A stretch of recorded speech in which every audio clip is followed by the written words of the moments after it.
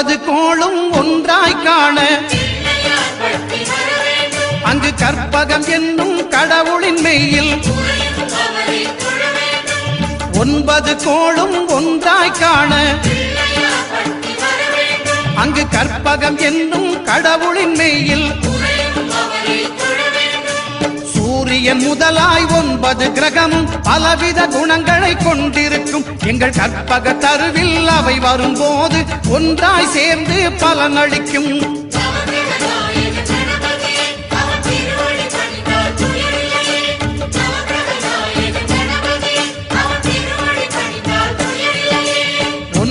கோளும் ஒன்றாய் காண அங்கு கற்பகம் என்னும் கடவுளின் மெய்